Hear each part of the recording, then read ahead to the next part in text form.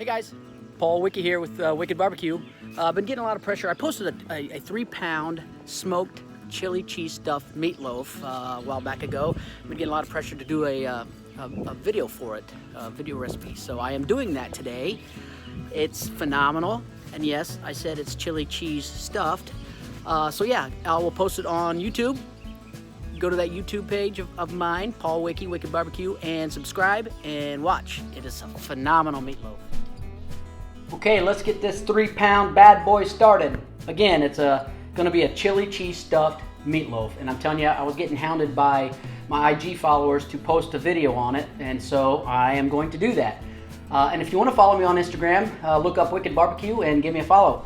So yeah, 3-pound chili cheese stuffed meatloaf. It's amazing. The ingredients in the meatloaf is really easy. 2 teaspoons of pepper and a tablespoon of salt. 1 tablespoon each of soy sauce and Worcestershire sauce. Did I say that right? And also about a teaspoon or more of some Frank's hot sauce. Then 2 or 3 minced garlic cloves. Gotta have garlic. 1 cup of ketchup, and I use the ketchup that does not have high fructose corn syrup in it. Why even put that in there? You don't need it. So anyway, yeah, 1 cup of ketchup, a medium to large onion diced, 3 eggs slightly beaten, and then I use for the breadcrumbs. I don't use bread. It's a bacon panko. Yeah, it really works well in meatloafs. So yeah, if you use breadcrumbs, it's going to be a little more, but this was a half a cup, which equals to probably 2 cups. So there, I got all the ingredients in there, and I'm going to use my KitchenAid today instead of my hands to mix this up, because it really gets messy, and the KitchenAid does a great job mixing all that together. So here we go.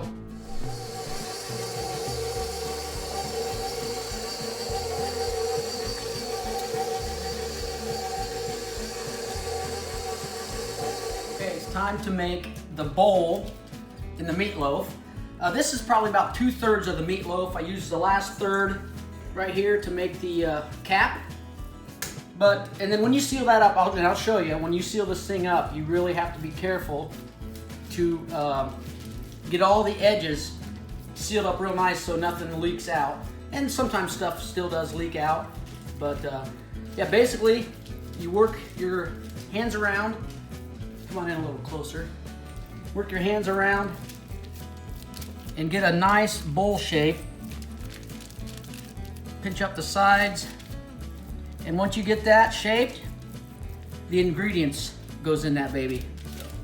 All right, hang on. Okay, time to stuff this baby. And in my stuffing is about a 1.5 cups of hormel chili cheese. What's wrong with me? All right, time to stuff this baby. And in this stuffing, I have about 1.5 cups, 2 cups of hormel chili, no beans, a half a can of black beans, and 1.5 cups, 2 cups of shredded cheddar cheese. And it may be too much, but at least you know you have enough. Basically, I just start putting this in there. Yeah, it might be just about enough here. And I'm telling you, this comes out simply amazing. Yeah, for a 3-pounder, I think that was a pretty good amount there. So now, what I'm going to do next is cap it. And this is the real important part when you cap it. I'll show you. Isn't that looking amazing? Okay, now to cap it, put the topper on.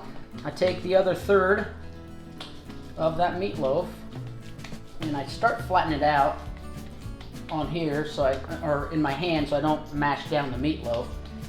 But and the onions sometimes make it a little harder to seal the edges, but it'll all work out. Put that baby right on top, and then you start. Now you just don't squeeze it like this and be done with it. You got to kind of squeeze it and then rub it together and make it all one. Because then, when the cheese melts and stuff, if it's all one, it doesn't it tends not to leak out as easy. So yeah, I'll show you what it looks like when it's done.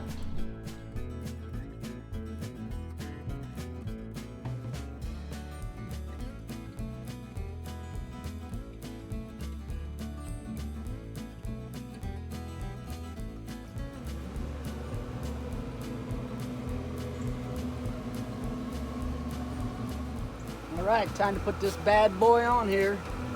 I got it at 250 today, and if it, it looks like it's taking a little long, I'll turn up the heat maybe to 300.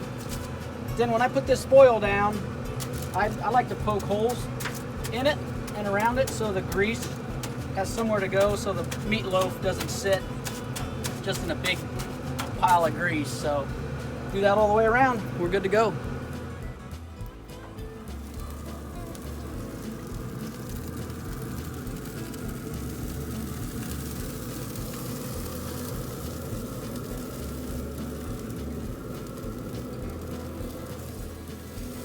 All right, it's about 165. It's time to top off that beautiful thing with the remaining chili cheese.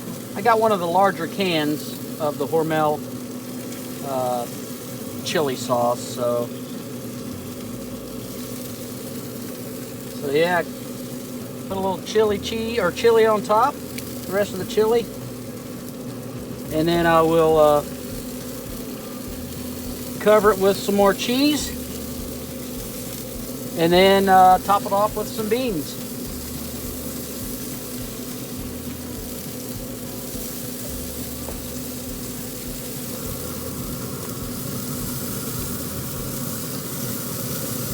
Isn't that going to be wonderful?